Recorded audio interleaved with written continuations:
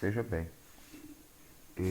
Esse primeiro recado é só para deixar claro para todos e todas que estão nos assistindo que as aulas aqui presentes são dos nossos cursos do IFMG Campus Avançado Pinuí. Qualquer uso indevido da imagem pode ser alvo de questionamento judicial. Então, dessa forma, assista, não tem problema algum em assistir, em aprender e compartilhar o conhecimento. Mas nada de utilização das imagens sem autorização prévia dos responsáveis, seja o professor, seja o Instituto Federal de Minas Gerais, Campus Avançado Pinuí. Beleza? A gente se vê ao longo desse curso e espero que seja proveitoso para todo mundo. Olá, espero que esteja bem. Estamos aqui mais uma vez dando continuidade à nossa aula. Agora, gente, nós vamos entrar numa matéria que eu considero muito importante e bastante complexa. Cai com muita frequência em exames vestibulares e ela vai estar dividida em três partes. A primeira, que é a glicólise, que nós vamos falar nessa primeira aula. Depois vamos falar dos demais processos de respiração celular. E a terceira parte, vamos ver a fermentação. Então, a gente vai ter nessa quinzena a primeira parte com a glicólise e na quinzena próxima nós vamos ter o resto da respiração celular com o ciclo de Krebs e a fosforilação oxidativa e nós vamos ter também os três tipos de fermentação, lática, alcoólica e acética, beleza? Então, vamos ter muita atenção e acompanhe com bastante detalhe, especialmente os esquemas que a gente vai ver. Eles caem.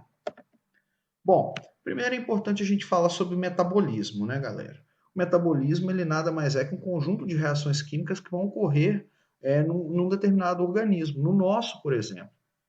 Então, a síntese de nucleotídeos, degradação de ácidos graxos, de todas aquelas substâncias que nós vimos no início da nossa matéria, é uma forma de metabolismo. E isso é importante para a gente entender o que a gente vai ter acontecendo dentro do nosso organismo. Os seres produtores, nós também já comentamos, são os autótrofos. Os autótrofos são capazes de produzir o próprio alimento, que é a fotossíntese. Então, a fotossíntese a gente vai ver depois que a gente estudar a respiração como um todo, porque ele é um processo à parte, porque os autótrofos primeiro produzem o seu alimento, digamos assim, para depois fazerem a respiração celular, quebrando a glicose produzida na fotossíntese. Já nos seres consumidores, que são os heterótrofos, onde nós nos encontramos, a gente não produz o próprio alimento, né? Precisa se alimentar de autótrofos e outros heterótrofos para obter a energia necessária. Então a gente tem que buscar a alimentação. Isso é um processo importante, porque é através disso que a gente consegue sobreviver, através da nossa alimentação.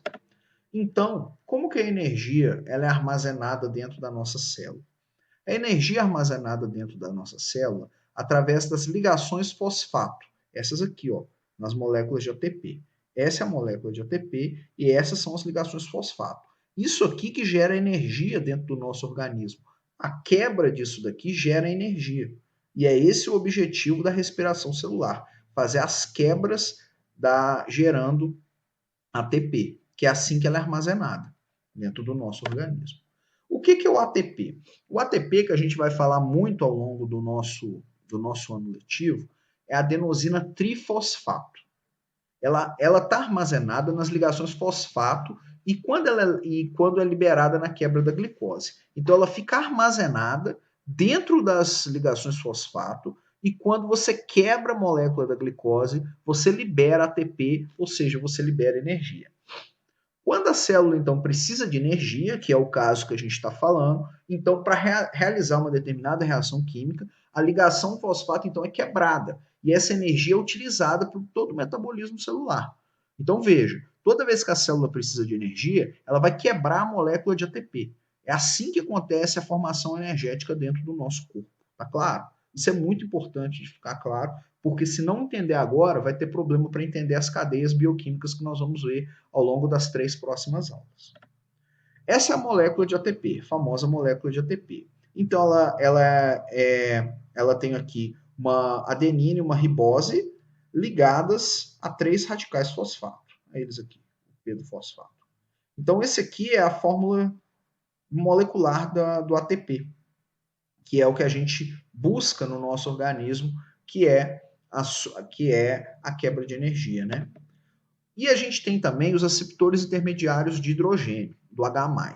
A gente tem duas moléculas transportadoras de hidrogênio famosas dentro do nosso organismo, o NAD e o FAD. A gente vai ouvir falar muito desses dois aqui. Então, eles se ligam a esses prótons de H+, que são produzidos durante as etapas de respiração, e vai ceder para o oxigênio, que é o aceptor final de hidrogênio.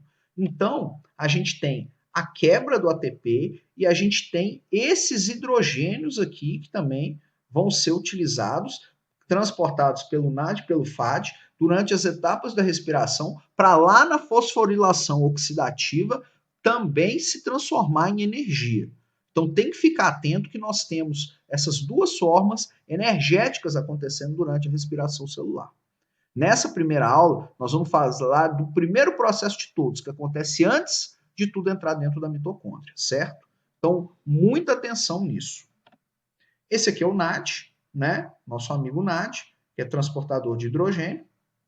E a gente tem aqui o FAD, que também é outro transportador de hidrogênio. A função deles é transportar hidrogênio dentro, então, da nossa célula, né? Com destaque para dentro da mitocôndria. Como que a gente tem o processo de liberação de energia, galera? Nós temos primeiro os aeróbios, que é com a participação do oxigênio. Então, ali, como ele é o aceptor final de elétrons e de hidrogênios, então precisa da participação do oxigênio na respiração aeróbia. Beleza? E a gente tem também a respiração anaeróbia, que vai ser na terceira das 3 aulas dessa etapa aqui, que a gente vai estar falando de respiração celular, que é quando acontece a fermentação.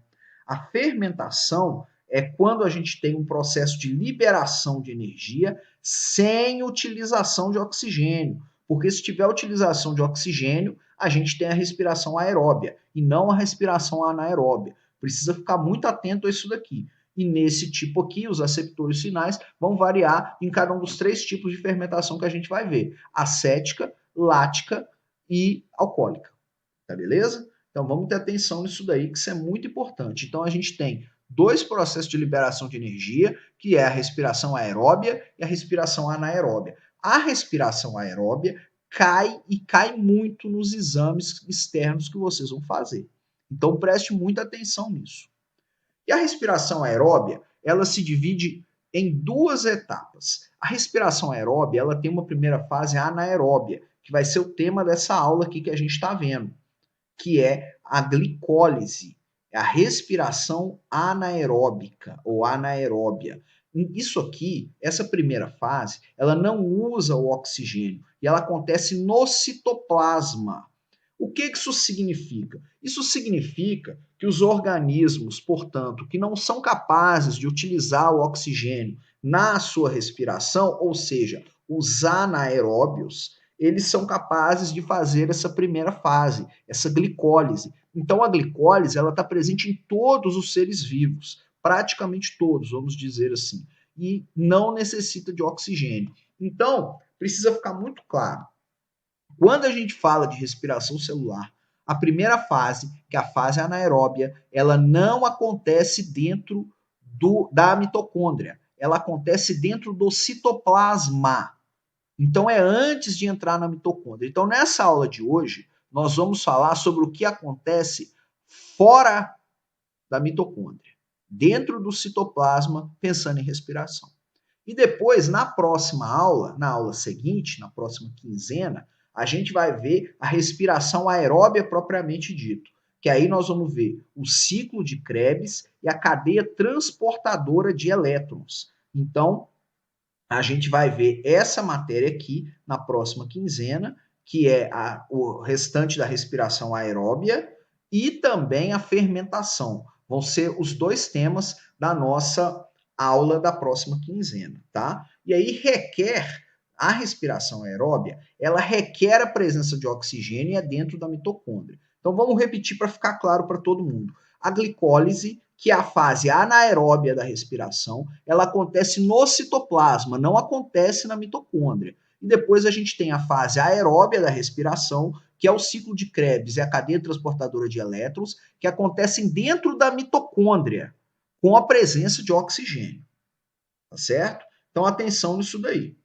Então, a gente tem aqui, né, uma imagenzinha que vai nos ajudar a entender.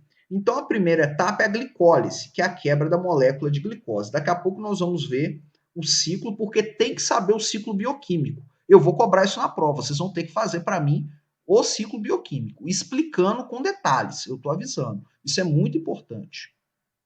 Então, a gente tem a glicose, ela é quebrada em ácido pirúvico e isso gera ATP. O piruvato, depois que sai daqui, ele vai então para o ciclo de Krebs, que nós vamos ver na próxima quinzena, e no ciclo de Krebs ele também vai gerar ATP.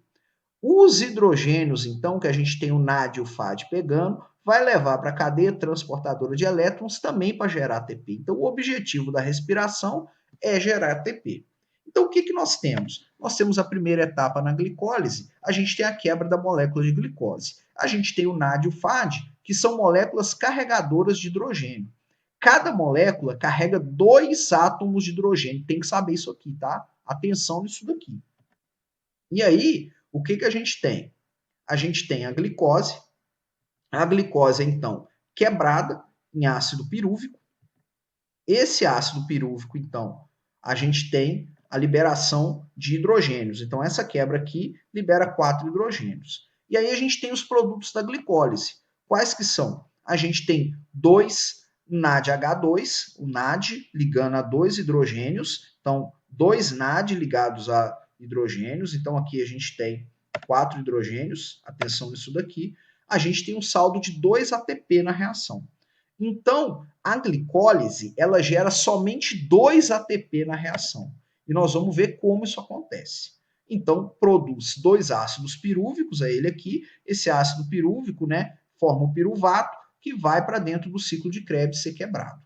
Então, a gente tem o produto final da glicólise, que nós vamos ver aqui, é a formação de 2 NADH2, 2 ATP e 2 ácidos pirúvicos. É isso que é o produto final da glicólise. Então, atenção nisso daí. A gente tem, então, a mitocôndria, né? É importante a gente destacar. No hialoplasma, né? É a glicólise dentro do citoplasma. E a gente tem as mitocôndrias, né? Lá na mitocôndria, o ciclo de Krebs é a cadeia respiratória. Não se esqueça disso.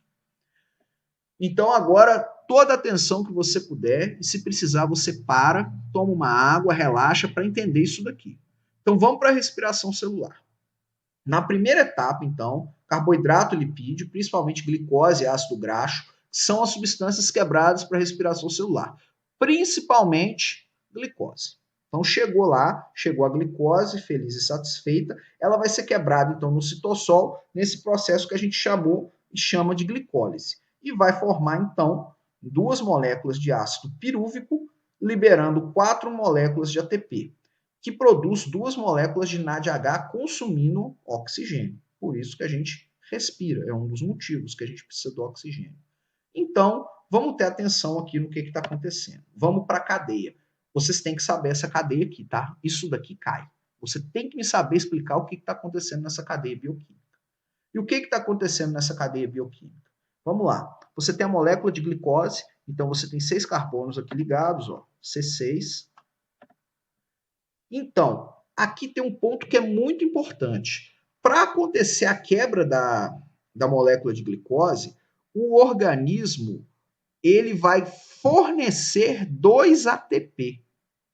Então, vai fornecer 2 ATP e depois vai gerar 4 ATP. Então, 4 ATP menos 2 gasto dá um saldo final de 2 ATP. Atenção nisso daqui que isso cai. Tem que saber. Para acontecer a glicólise, o organismo gasta 2 ATP e produz 4 ATP. 4 ATP produzidos menos 2 gastos, saldo final de 2 ATP. É por isso que aqui, ó, nós falamos no saldo final de 2 ATP na reação. É por isso. Então, nós temos aqui. Chegou, então, 2 ATP são usados, saem 2 ADP. Então, adenosina difosfato, que é o ADP, e a gente tem adenosina trifosfato, que é o ATP. Então, fornece aqui energia, ele sai como forma de ADP. Então, essa energia que é fornecida aqui, ela quebra a molécula da glicose em duas. E aí a gente vai ter aqui a formação disso daqui. Aí você vai ter, né, um radical fosfato que vai ser adicionado junto com o NAD. Então o NAD chega aqui, rouba um hidrogênio, no espaço que tinha um hidrogênio, vem uma molécula fosfato, vem um P. Aí formou então 3 moléculas de carbono ligados a 2 fosfato.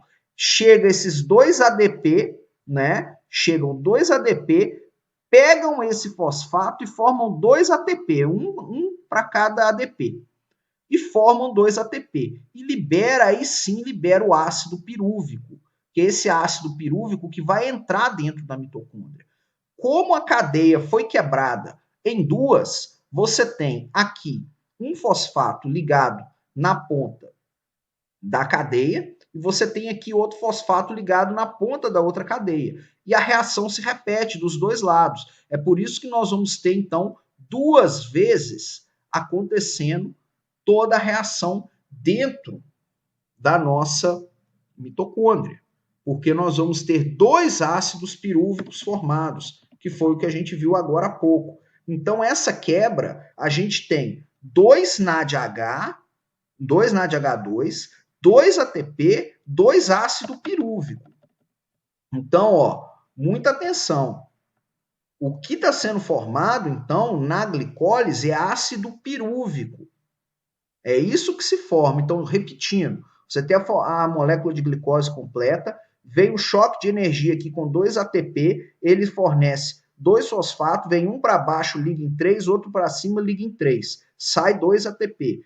Essa cadeia, então, de 3 carbonos ligado ao fosfato, o NAD chega e rapta um hidrogênio. No que rapta um hidrogênio, vem um fosfato que estava sobrando, passeando lá no citoplasma e se liga.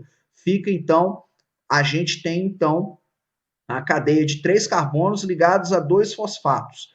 Então, chega 2 ATP, se choca com a cadeia, gerando 2 ATP. Cada ADP leva um fosfato. E aí a gente tem a formação do ácido pirúvico. Isso acontece 2 vezes. Então, a gente tem 2 vezes o ácido pirúvico. Então, a nossa glicólise, ela produz ácido pirúvico, ela produz 2 ácidos pirúvicos. Então, agora a gente consegue entender que a gente tem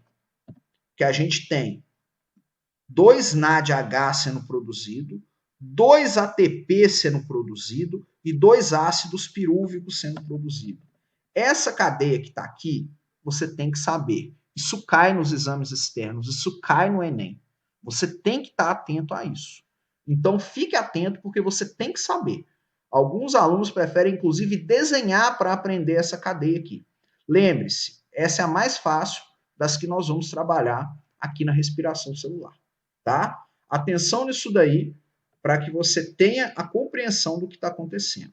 Então, vamos lá. Após a formação do ácido pirúvico, né? Aí eles vão entrar na mitocôndria. Então, a nossa aula de hoje vai até a entrada na mitocôndria. Então, formou o ácido pirúvico, ele está lá satisfeito, ele entra na mitocôndria. Quando ele entra na mitocôndria, ele é atacado, então, por desidrogenases e descarboxilases. E aí vai liberar uma molécula de CO2. Então, veja, são 3 e vai ficar 2. Vai formar um acetil-CoA. Então, um dos motivos que sai gás carbônico quando você respira é isso daqui, ó. Então, tá chegando o quê? Chegou 2 NAD, agora já entrando na mitocôndria. 2 NAD saem como 2 NADH2, eles raptam 2 moléculas de hidrogênio e liberam uma molécula de gás carbônico, de CO2, sendo que os hidrogênios, como a gente viu, foram capturados pelo NAD. Então, aqui a gente tem o ácido pirúvico, chega 2 NAD, atacam, carregam 2 hidrogênios, 2 NADH2, e libera uma das moléculas de carbono com o oxigênio, que a gente utiliza, que a gente precisa, ele é liberado. Então sai o gás carbônico aqui, é liberado, e aí quando ele é liberado, o acetil, forma-se o acetil. Então a gente tem aqui o ácido pirúvico, ele perde um C junto com o O2, forma então o acetil se liga a uma coenzima chamada coenzima A e forma o acetil-CoA. esse acetil-CoA é que entra lá dentro da mitocôndria para começar o ciclo de Krebs. Então, aqui relembrando a nossa mitocôndria, né? Nossa famosa mitocôndria, nós temos aqui a matriz mitocondrial, depois nós vamos ver que isso aqui é muito importante, saber a diferença da matriz e da crista mitocondrial, lembrando das suas membranas internas e externas. Beleza? Então, para a gente concluir, vamos falar da mitocôndria. Ela é formada por duas membranas. A membrana externa é lisa e controla a entrada e saída de substâncias, então é por ali que entra a substância dentro da mitocôndria.